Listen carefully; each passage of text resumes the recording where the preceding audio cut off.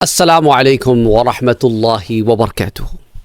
شیب ابی طالب کے بارے میں آپ نے سیرت النبی صلی اللہ علیہ وآلہ وسلم کے دروس میں سنا ہوگا اور بڑی تفصیل سے میں نے آپ کے ساتھ بیان بھی کیا ہے، لیکن کچھ نکات ایسے ہیں جن پر میں آج بات کرنا چاہتا ہوں اور اس کو آپ نے غور سے سننا ہے تاکہ آپ کو بات سمجھ میں آئے۔ اچھا، بعض مورخین کا یہ بھی زاویہ ہے، وہ بھی اپنی تاریخ کی کتابوں میں لکھتے ہیں کہ شیب ابی طالب میں جو 3 سال محصور رہے، کون محصور رہے؟ وہ مسلمان جو مکے میں تھے اور وہ لوگ جو حضور صلی اللہ علیہ وسلم کے قریبی رشتہ دار تھے، چاہے مسلمان ہوں یا نہ ہوں، ان پر جو ایک وقت گزرا وہ 1 دن 2 دن نہیں بلکہ 3 سال کا جو وقت تھا وہ محرم الحرام ہی سے وہ معاملہ سٹارٹ ہوا تھا۔ بہرحال وہ ایک الگ بحث ہے کہ تھا کہ نہیں، لیکن بات کرتے ہیں کہ یہ حضور اکرم صلی اللہ علیہ وآلہ وسلم کی بعثت کا 7واں سال ہے۔ بہت سارے مسلمان مکہ چھوڑ کر حبشہ جا چکے ہیں، تھوڑے سے لوگ پیچھے رہ گئے ہیں۔ کفار مکہ نے ہر ممکن کوشش کر لی ہے کہ حضور اکرم صلی اللہ علیہ وآلہ وسلم کو اسلام کی دعوت دینے سے روک سکیں، پر ناکام ہو گئے۔ اب انہوں نے یہ طریقہ کار اختیار کیا کہ اب ہم کیا کرتے ہیں کہ حضور صلی اللہ علیہ وآلہ وسلم اور ان کے تمام خاندان کا بائیکاٹ کرتے ہیں۔ یاد رکھیں، قرآن کریم میں اللہ نے کیا فرمایا کہ میں تمہیں مختلف ٹیسٹ سے گزاروں گا، ان میں سے بعض خوف کے ٹیسٹ ہوں گے، بعض بھوک کے ہوں گے، بعض تمہاری اپنی جانوں میں ہوں گے، بعض تمہاری مالوں میں ہوں گے، بعض تمہاری نیسیسٹیز آف لائف سے ایکسیس جو تمہارے پاس چیز ہے ان میں، تمہاری نعمتوں میں ٹیسٹ ہوں گے، مختلف قسم کے ٹیسٹوں سے میں تمہیں گزاروں گا۔ تو یہ بات ذہن میں رکھیے گا۔ ماہ ذی الحجہ میں ہم نے 2 ٹیسٹ کے بارے میں پڑھا، ایک حضرت عثمان رضی اللہ تعالیٰ عنہ کی شہادت والا ٹیسٹ جو حضرت عثمان پر بھی آئے اور امت پر بھی آئے، دوسرا حضرت عمر رضی اللہ تعالیٰ عنہ شہید کیے گئے، وہ ٹیسٹ حضرت عمر پہ بھی آیا اور امت پر بھی آیا۔ اور اب اس مہینے میں، محرم الحرام کے مہینے میں، حضور صلی اللہ علیہ وسلم کے اہل بیت سے امام حسین رضی اللہ تعالیٰ عنہ پر اور آپ کے پورے خاندان پر ایک ایسا ٹیسٹ آیا، لیکن اس ٹیسٹ کے اثر آج بھی باقی ہیں، آج بھی حسینیت اور یزیدیت کا فرق سمجھ آ گیا۔ تو بہرحال آتے ہیں واپس سیرت النبی صلی اللہ علیہ وآلہ وسلم۔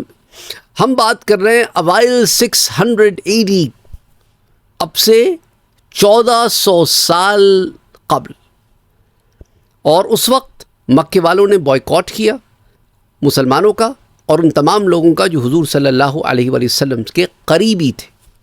حضرت محمد مصطفیٰ صلی اللہ علیہ وآلہ وسلم اور آپ کے ساتھ موجود مسلمانوں پر یہ کوئی آسان بات نہیں ہوتی کہ کوئی آپ سے شادی بیان نہیں کرے گا، کوئی آپ سے لین دین نہیں کرے گا، کوئی آپ سے بات نہیں کرے گا، یعنی کمپلیٹ بائیکاٹ، سوشل، اکنامک، ہر قسم کا، پولیٹیکل، ہر قسم کا بائیکاٹ۔ اس وقت حضور صلی اللہ علیہ وسلم کے چاچا حضرت ابو طالب نے یہ ڈیسائیڈ کیا کہ اب ہم کیا کریں گے، اب ہم چونکہ اب مکمل بائیکاٹ ہو گیا ہے اور جن لوگوں کا بائیکاٹ ہوا ہے وہ مکے میں ایک جگہ تو نہیں رہتے، تو بہتر نہیں ہے کہ ہم سب مل کر ایک جگہ رہیں اور جو کچھ گزرے گی سب پر گزرے گی، ساتھ سہ لیں گے۔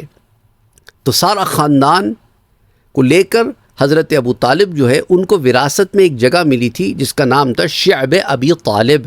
شعب کہتے ہیں گھاٹی کو، یعنی کہ 2 پہاڑوں کے درمیان ایک تنگ راستہ تھا، وہ جو زمین تھی، وہ اراضی تھی، وہ آپ کو وراثت میں ملی تھی۔ تو آپ ان تمام لوگوں کو جن کا بائیکاٹ ہوا تھا وہاں لے کے چلے گئے۔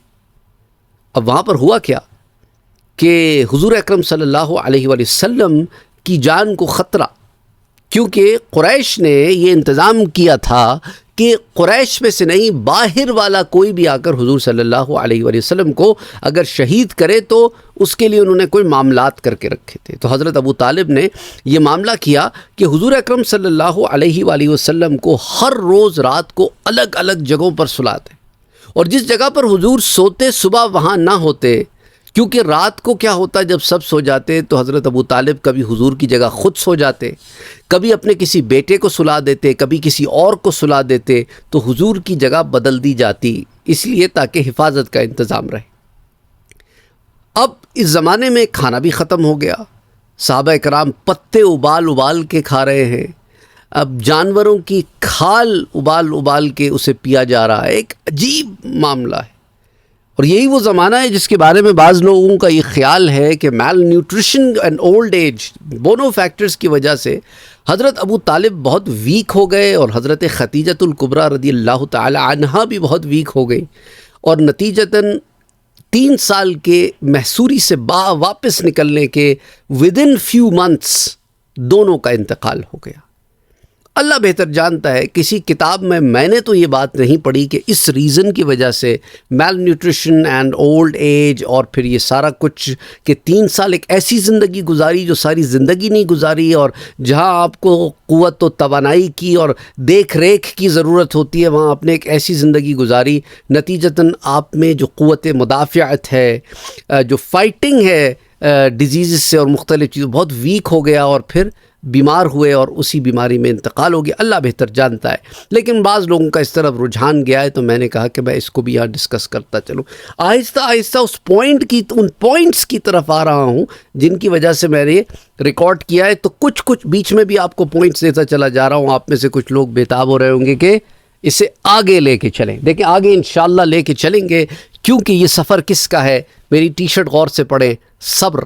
یہ صبر کا مہینہ، صبر کا سفر ہے. اس میں مختلف واقعات ہم آپ سے ذکر کرتے چاہ رہے ہیں. یہ واقعہ سیرت النبی میں ہمیں ملتا ہے جس میں اتنے واسٹ لیول کے اوپر مسلمانوں نے حضور صلی اللہ علیہ وسلم، آپ کے خاندان، آپ کی بیوی، آپ کی بیٹیاں، آپ کے قریبی مسلمان دوست صدیق اکبر رضی اللہ تعالیٰ عنہ، عمر فاروق مختلف لوگوں کے اوپر یہ دور گزرا ہے. مولا علی رضی اللہ تعالیٰ عنہ، ایک عجیب دور تھا یہ. بہرحال تو اب وہاں پر کیا ہوا کہ کھانا نہیں، لیکن کچھ لوگ خدا ترس لوگ وہ کھانا پہنچانے کی مہم میں لگ گئے.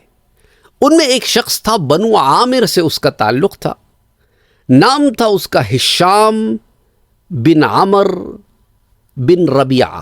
بن، آپ میں سے وہ لوگ جو نہیں سمجھتے، بن کا مطلب ہوتا ہے بیٹا. ہشام جو بیٹا ہے کس کا؟ عامر کا، اور عامر بیٹا ہے ربیعہ کا. اور یہ شخص تھے بنو عامر سے. بنو عامر قریشی کی ایک شاخ ہے. ان کا تعلق بنو قصی سے نہیں ہے. قصی تو حضور صلی اللہ علیہ وسلم کے آباء و اجداد میں سے. اب آپ کو میں نے شجرہ نسب پہلے بھی سمجھایا، اس لیے یہ غور سے آپ نے یہ درس سننا ہے، کیونکہ اس میں آپ کو بہت سارے نام اور ان کے ریلیشن شپس میں بتانے لگا ہوں. اس لیے آپ سے کہا تھا یہ درس بڑی الگ نوعیت کا ہے. اب حضور صلی اللہ علیہ وآلہ وسلم کا شجرہ نسب محمد بن عبداللہ بن عبد المطلب بن ہاشم بن عبد مناف بن قصی. تو یہ قصی کی اولاد سے نہیں ہے، ٹھیک ہے. قصی بن کلاب بن مرہ بن کعب بن لؤی بن لؤی. تو لؤی کے ایک بیٹا کون ہو گئے؟ کعب. تو کلاب بن مرہ بن کعب بن لؤی. تو لؤی کے ایک بیٹے ہو گئے کعب اور ایک بیٹے ہو گئے عامر. تو لؤی کے بیٹے عامر سے جو آگے اولاد چلی وہ بنو عامر کہلائی، اور لؤی کے بیٹے کعب سے جو آگے اولاد چلی وہ بنو کعب بنی. پھر بنو کعب میں آگے شاخیں ہوئیں، ان میں بنو مرہ آئے. بنو مرہ کی ایک شاخ نکلی جو بنو کلاب ہوئے. بنو کلاب کی جو شاخ نکلی وہ بنو قصی ہوئی. اور قصی وہ شخصیت ہے جن کے بارے میں نے آپ کو پہلے بتایا کہ مکے میں قریش کو ایک دفعہ پھر لیڈرشپ پوزیشن میں لانے والی یہ قصی ہی کی شخصیت تھی. اچھا آگے چلتے ہیں. تو بنو عامر سے ایک شخص ہیں جن کا نام یہ میں نے آپ کو بتایا ہشام بن عمر بن ربیعہ. ان کا ایک پورا شجرہ نسب بھی ہے کہ ہشام بن عمر، بعض لوگ لکھتے ہیں ہشام بن عمر العامری، بعض لکھتے ہیں ہشام بن عمر بن ربیعہ بن عامری. تو ہشام بن عمر بن ربیعہ بن حارث بن حبیب بن جزیمہ بن مالک بن حسل بن عامر بن لؤی. یہ آپ کا شجرہ نسب لؤی تک حضور صلی اللہ علیہ وسلم کے شجرہ نسب میں مل جاتا ہے. بڑے خدا ترس آدمی. تو انہوں نے کہا کہ یہ مجھ سے برداشت نہیں ہوتا، حالانکہ میری کوئی ڈائریکٹ رشتہ داری تو ہے نہیں، لیکن اس کے باوجود معاملہ قریش کا ہے. اور انہوں نے کہا کہ ہمارے قریش کے لوگ اور وہ بھی ابو طالب اور ان کا خانوادہ، اور وہ اس طرح بھوکے اور پیاسے رہیں، مجھ سے برداشت نہیں ہوتا. تو وہ چند اونٹوں پر کچھ سامان لاد کے اس طرف گھاٹی کی طرف ایسے بھیج دیتے. تو لوگ اس سامان کو اتارتے اور پھر واپس اونٹوں کو مارتے تو اونٹ یہاں آ جاتے. اچھا ایک دفعہ ایسے ہوا کہ انہوں نے اسی طرح اونٹ بھیجے کچھ سامان لاد کے. تو اسے قریش نے پکڑ لیا. قریش نے پکڑ لیا اور قریش نے پکڑا تو انہوں نے کہا کہ بھئی مجھ سے غلطی ہو گئی ہے, میں غلطی سے میرے اونٹ اس طرف نکل گئے. تو قریش نے کہا چلو جانے دو. اب اس بات کو چند دن گزرے تھے کہ انہوں نے کہا میں پھر کوشش کر کے دیکھتا ہوں. اس دفعہ کوشش کی تو قریش نے انہیں رنگے ہاتھوں پکڑ لیا. کہا کہ اچھا تو اب آپ جان بوجھ کر وہاں چیزیں بھیجتے ہیں اور ہم سے کہتے ہیں مجھ سے غلطی ہو گئی. تو قریش نے انہیں بڑا برا بھلا کہا اور ان کے سامان کو روک دیا اور انہیں جانے نہ دیا. اب وہ بڑے اپنے دل میں ایک کشمکش میں تھے کہ کوئی تو طریقہ ہونا چاہیے. اور یاد رکھیں یہ پوری پروسیس ایک طویل عرصے میں ہوا, 1-2 دن کی بات نہیں ہے. 3 سال کے دورانیے میں یہ تیسرے سال میں ہونے والے واقعات بتا رہا ہوں میں آپ کو. اب وہ اپنے اندر ایک بڑی کشمکش میں ہے کہ 3 سال ہو گئے ہیں, یہ ہمارے رشتہ دار ہیں, ہم ان سے ملتے جلتے ہیں, قریش ہیں, لیکن اب ایسا نہیں ہو سکتا. اسی دوران میں ایک اور شخصیت ہے, ان کا نام بھی آپ نے پہلے سنا ہوگا, حکیم ابن حزام. یہ حکیم ابن حزام کون ہے؟ حکیم ابن حزام مسلمان ہوئے بعد میں, جس طرح ہشام ابن عمر یہ بھی بعد میں مسلمان ہوئے, تو اسی طرح حکیم ابن حزام بھی بعد میں مسلمان ہوئے فتح مکہ کے بعد. تو اب حکیم ابن حزام جو ہے وہ حضرت خدیجہ رضی اللہ تعالی عنہا کے سگے بھتیجے ہیں, آپ کے بھائی کے بیٹے. تو حکیم کے والد حزام حضرت خدیجہ کے بھائی ہیں. تو حکیم کا پھر نسب کیا ہوا؟ حکیم ابن حزام ابن خویلد. پھر آگے وہ سارا وہی ہے کہ ابن اسد ابن عبد العزا ابن قصی, تو قصی کی اولاد سے ہے, تو بنو قصی سے تعلق ہے. تو قریبی ہیں حضور کے بھی اور قریبی ہیں حضرت خدیجۃ الکبریٰ کے بھی. انہوں نے ایک دن سامان لادا اپنے اونٹ کے اوپر اور لے کے چل پڑے. راستے میں انہیں ابو جہل مل گیا. ابو جہل نے کہا کہ حکیم الائن کہاں جا رہے ہو اتنا سامان لاد کے؟ معلوم یہ ہوتا ہے کہ تم اپنی پھپھی کی مدد کرنے جا رہے ہو, تم ان مسلمانوں کی مدد کرنا چاہتے ہو جن سے ہم نے ہر چیز روک لی ہے, میں تمہیں تمہارا سامان لے کے جانے نہیں دوں گا. اب یہی بحث چل رہی تھی کہ وہاں پر ایک اور شخصیت آ گئے. یہ مسلمان نہیں ہوئے, یہ غیر مسلم ہی مرے. ان کا نام تھا ابو البختری, ابو البختری بن ہشام. ابو البختری بن ہشام کون ہے اور یہ وہاں کیسے آ گئے اور انہوں نے ایسی کیا بات بتائی ابو جہل کو, وہ میں آپ سے ڈسکس کرتا ہوں یہاں پہ. انہوں نے ابو جہل سے کہا کہ ابو جہل کیوں روکتے ہو حکیم کو؟ حکیم تو اپنی پھپھی کا سامان پھپھی کو لوٹانے جا رہا ہے, حکیم کا اپنا سامان تو ہے نہیں, پھپھی کی امانت تھی, پھپھی کو واپس کر رہا ہے, تم بیچ میں کیوں آتے ہو؟ ابو جہل نے کہا میں پھر بھی جانے نہیں دوں گا. ابھی اندر کی گھر کی بات ابو البختری کو کیسے پتہ چلی؟ اب اس کے لیے آپ کو ابو البختری کا نسب جاننا ضروری ہے. ان کا نام کیا ہے؟ ابو البختری. یہ بیٹے ہیں ہشام کے, جو بیٹے ہیں حارث کے, جو بیٹے ہیں اسد کے, جو بیٹے ہیں عبد العزا ابن قصی کے. تو معلوم کیا ہوا کہ ابو البختری ابن ہشام ابن حارث, یہ جو حارث ہیں اور حضرت خدیجہ کے والد خویلد ہیں, یہ کیا ہیں؟ بھائی ہیں. تو ابو البختری حضرت خدیجہ کے چچا زاد بھائی کا بیٹا ہے. تو رشتے کی پھپھی تو اس کی بھی ہوتی ہیں, ابو البختری کی بھی ہے, رشتے کی پھپھی ہوتی ہیں. فرسٹ کزن کا بیٹا ہے, چاچے کا پوتا ہے. مختلف طریقے سے سمجھا رہا ہوں. تو ابو البختری گھر کا آدمی ہے, بنو اسد سے تعلق ہے. بنو اسد وہ پورا کلان ہے نا, کہ ایک طرف بنو خویلد نکل رہا ہے, ایک طرف بنو مطلب نکل رہا ہے, ایک طرف بنو حارث نکل رہا ہے. ٹھیک ہے, تو یہ ابو البختری کا تھا. انہوں نے روک لیا کہ ابو جہل تم کیا کہتے ہو, میں تو ایسا نہیں تمہیں کرنے دوں گا. حکیم ابن حزام تو اپنی پھوپھی کو کھانا پہنچائیں گے ہی پہنچائیں گے. بات تو میں تک آ گئی, بات لڑائی تک آ گئی. اب یہ کافر ہیں, سارے کافر ہیں. حکیم ابن حزام بھی مسلمان نہیں ہیں, ابو البختری بھی مسلمان نہیں ہے, ابو جہل بھی مسلمان نہیں ہے. اب ابو البختری کو غصہ آیا, ادھر ادھر دیکھا تو ایک اونٹ کی ہڈی پڑی تھی, وہ اٹھایا اور ابو جہل کے سر پہ مار کے سر پھاڑ دیا. پھر ابو جہل کو اٹھا کے زمین پہ پٹخ دیا اور ابو جہل کے اوپر چڑھ کے بیٹھ گئے اور اسے روند دیا. کہ ابو جہل واللہ خدا کی قسم تم آج ہمیں روک نہیں سکتے. ابو جہل اکیلا کیا کرتا, کچھ نہ کر سکا. حکیم ابن حزام نے اپنا سامان پھوپھی کو پہنچا دیا. لیکن اب روز روز تو یہ کرنا مشکل تھا, اتنے زیادہ لوگ تھے, کبھی کبھی کچھ کھانے پینے کا سامان آ جاتا. اچھا اب آپ کہیں گے کہ بھائی یہ لوگ جا کے سامان خرید کیوں نہیں لیتے تھے؟ اس میں بھی ایک رکاوٹ تھی ابو لہب.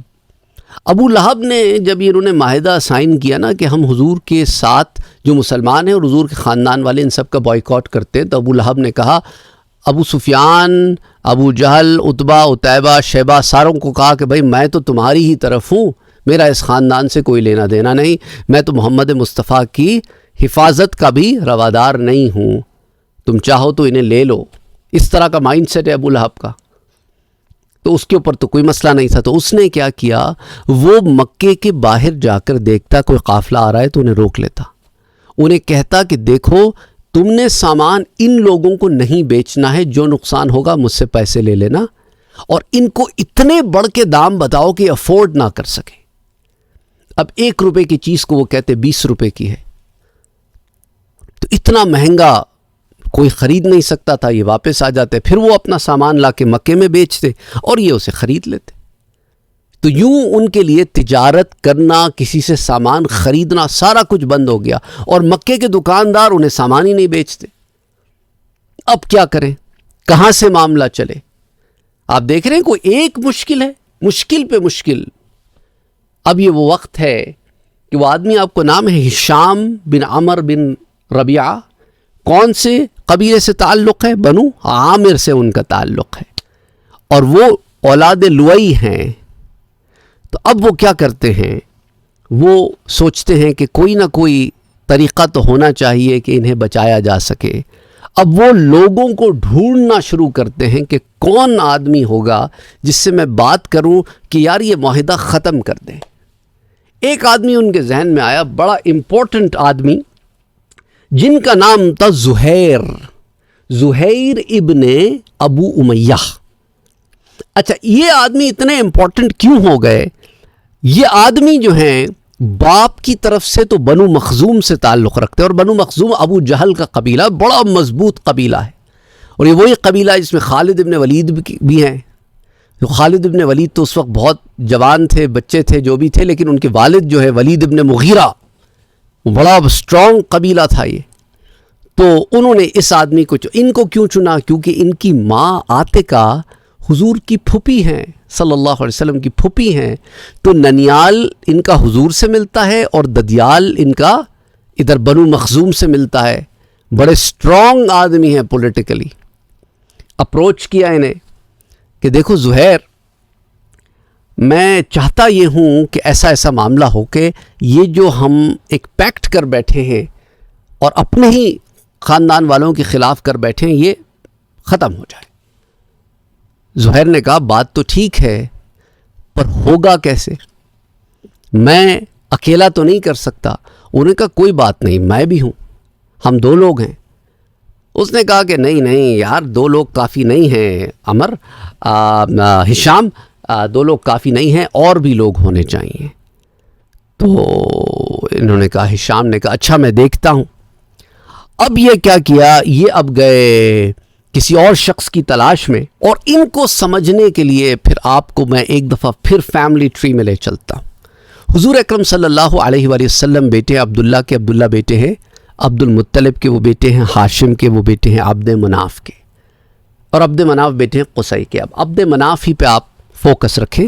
عبد مناف کے ایک بیٹے ہاشم ہیں، تو عبد مناف ہی کے ایک اور بیٹے ہیں نوفل کے بیٹے ہیں عدی، اور عدی کے بیٹے ہیں مطعم.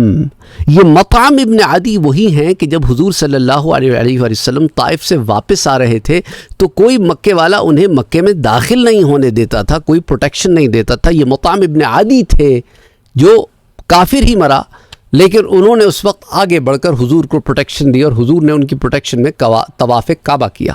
اس پر ہم بڑی تفصیل سے پہلے بات کر چکے، لیکن آپ کو ایک ریفرنس دینا ہے. تو مطعم بنی عبد مناف سے ہیں، بنو ہاشم سے نہیں ہے، لیکن very close relative, right, very close relative. تو مطعم ابن عدی ابن نوفل سے آ کے ملے اور کہنے لگے کہ مطعم، یہ تو تمہارے اپنے خاندان کی بات ہے، یہ تو بنی عبد مناف کی بات ہے، وہ تو تمہارے اتنے قریبی رشتہ دار ہیں، اور تم بیٹھے تماشا دیکھ رہے ہو. 3 سال ہو گئے، کچھ کرتے کراتے نہیں ہو، بڑے اسٹرانگ آدمی ہو، تم تو چیف ہو ہیں. مطعم نے کہا بھائی ٹھیک ہے، لیکن میں اکیلے کیا کر سکتا ہوں؟ تو ہشام ابن عمر نے کہا کوئی بات نہیں، میں بھی تو ہوں، کہ اب 2 آدمی کیا کریں گے؟ انہوں نے کہا کوئی بات نہیں، ہمارے ساتھ زہیر ابن ابو امیہ بھی ہے جو بھی تمہارا رشتہ دار ہے۔ تو نے کہا اچھا بھائی 3 آدمی ہو گئے، ہمیں اور لوگ چاہیے، اب کیا کریں؟ تو نے کہا اچھا ٹھیک ہے، میں جا کے ملتا ہوں ابو البختری سے۔ ابو البختری میں نے آپ کو بتایا نا، اب حضرت خدیجہ رضی اللہ تعالیٰ عنہ کے خاندان میں آ گئے ہیں، تو حضور کے خاندان سے، پھر بنو مخزوم کے خاندان سے، اور یہ خود بنو عامر سے، اور اب ابو البختری سے ملتے ہیں اور ابو البختری کو بتاتے ہیں۔ ابو البختری بھی وہی بات کرتے ہیں، کہنے لگا کوئی بات نہیں، 3 اور ہیں ہمیں مجھے ملا کے، اب ہم 4 ہو گئے ہیں۔ انہوں نے کہا اچھا میں حکیم ابن حزام سے بھی بات کرتا ہوں۔ حکیم ابن حزام بھی ساتھ ہو گئے۔ انہوں نے کہا یار اور چاہیے، بعض کتابوں میں آتا ہے 7-8 لوگ تھے یہ، اور بعض میں 5-6 کا ذکر آتا ہے، میں آپ سے 6 کا ذکر کروں گا۔ اب انہوں نے کہا ایک اور آدمی کو ڈھونڈتے ہیں۔ انہوں نے کہا اب کس کو ڈھونڈیں؟ انہوں نے کہا بھئی تمہارے خاندان میں حضور کا بہت بڑا مخالف ہے اسود بن مطلب، یہ بنو اسد سے ہے، اسود بن مطلب بن اسد بن عبد العزیٰ، یعنی حضرت خدیجہ کے چاچا کا بیٹا ہے اسود کا بیٹا ہے زمعہ بن اسود، جوان آدمی ہے۔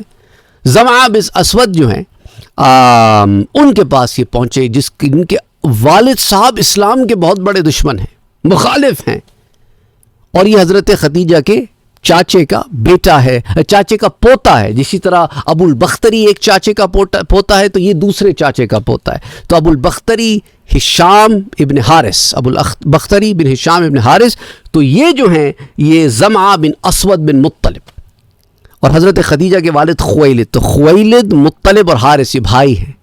ان کے پاس پہنچے زمعہ بن اسود کے پاس، تو انہوں نے کہا ٹھیک ہے اب ہم انف لوگ ہو گئے، ایسا کرتے ہیں فلاں دن فلاں مقام پہ مل کے آگے پلان کرتے ہیں۔ تو فلاں دن فلاں مقام پر بیٹھے اور وہاں جا کے انہوں نے پلاننگ کی کہ اب آگے معاملہ کریں تو کریں کیسے۔ تو انہوں نے کہا بھئی ٹھیک ہو ایسے کرتے ہیں، قریش کی محفل تو روز سجتی ہے، قریش کی محفل میں جا کے ہم مداخلت کرتے ہیں اور یہ بات چھیڑتے ہیں، دیکھتے ہیں کیا ہوتا ہے۔ اچھا ابھی یہ پلاننگ ہو رہی ہے، وہاں پہ حضور اکرم صلی اللہ علیہ وآلہ وسلم اپنے چاچا ابو طالب سے کہتے ہیں کہ چاچا وہ جو معاہدہ لکھا تھا نا قریش نے ہمارے خلاف، وہ معاہدہ رہا ہی نہیں، اسے تو دیمک چاٹ گئی، سوائے بھی اسمی کا اللہم کے، اللہ کے ذکر کے علاوہ سارا معاہدہ ختم ہو چکا ہے۔ ابو طالب نے کہا کہ بھتیجے یہ آپ کو آپ کے رب نے بتایا؟ کہاں جی میرے رب نے بتایا۔ تو ابو طالب نے کہا پھر یہ بات میں قریش کو بتاتا ہوں، اور معاہدہ ہی جب ختم ہو گیا تو پھر ہمارے یہاں رہنے کا مقصد۔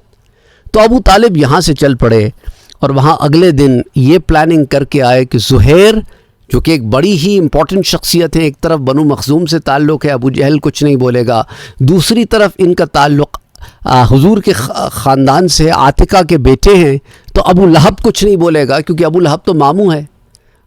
تو اب یہ کھڑے ہوئے، اور جب قریش ساری محفل میں بیٹھ گئے تو زہیر کھڑے ہوئے اور کہنے لگے کہ دیکھو وہ جو معاہدہ ہم نے کیا تھا ہم چاہتے ہیں اسے ختم کر دیں، کیونکہ ہمیں اچھا نہیں لگتا کہ ہمارے رشتہ دار ہیں اور 3 سال سے محصور ہے۔ ابو جہل کھڑا ہو گیا، کہنے لگا زہیر کیا کہتے ہو؟ بالکل ہم نے ٹھیک معاہدہ کیا ہے، تم غلط بات کرتے ہو۔ اب ابو جہل کا یہ کہنا تھا کہ زمعہ کھڑے ہو گئے، زمعہ یاد رہے آپ کو، زمعہ جو ہیں یہ کون ہیں؟ حضرت خدیجہ کے چاچے کے پوتے ہیں زمعہ۔ یہ کھڑے ہو گئے اور کہنے لگے کہ نہیں زہیر بالکل ٹھیک کہتا ہے، ابو جہل تم غلط بات کر رہے ہو، یہ معاہدہ ختم ہو جانا چاہیے، اور جب یہ معاہدہ ہوا تھا ہم تب بھی اس کے حق میں نہیں تھے اور آج بھی اس کے حق میں نہیں ہیں۔ ابھی زمعہ اپنی بات پوری بھی نہیں کر رہے تھے کہ ابو البختری کھڑے ہو گئے، یہ بھی تو زمعہ ہی کے دادا کے بھائی کا پوتا ہے نا، رشتہ دار ہیں بھی۔ ابو البختری بھی کھڑے ہو گئے، انہوں نے بھی وہی بات کہی کہ ہم اس کو پہلے دن سے نہیں مانتے۔ اب یہ بات چل رہی تھی کہ مطعم ابن عدی ابن نوفل بن عبد مناف وہ بھی کھڑے ہو گئے، وہ حضور کے رشتہ دار ہیں، انہوں نے کہا ہم بھی نہیں مانتے۔ اس کے ابھی یہ بات ہی کر رہے تھے کہ اتنے میں بنو عامر کا جو آدمی تھا نا، کیونکہ سب سے ڈسٹنٹ ریلیٹو تھا، سب سے دور کا رشتہ دار تھا، ہشام ابن عمر ابن ربیعہ، وہ بھی کھڑے ہو گئے، انہوں نے کہا ہم بھی نہیں مانتے۔ تو ابو جہل نے کہا کہ بھئی مختلف قبیلے کے لوگ کھڑے ہو رہے ہیں اور بعض قبیلے کے کئی لوگ کھڑے ہو رہے ہیں، بنو اسد سے تو 3 لوگ کھڑے ہو گئے۔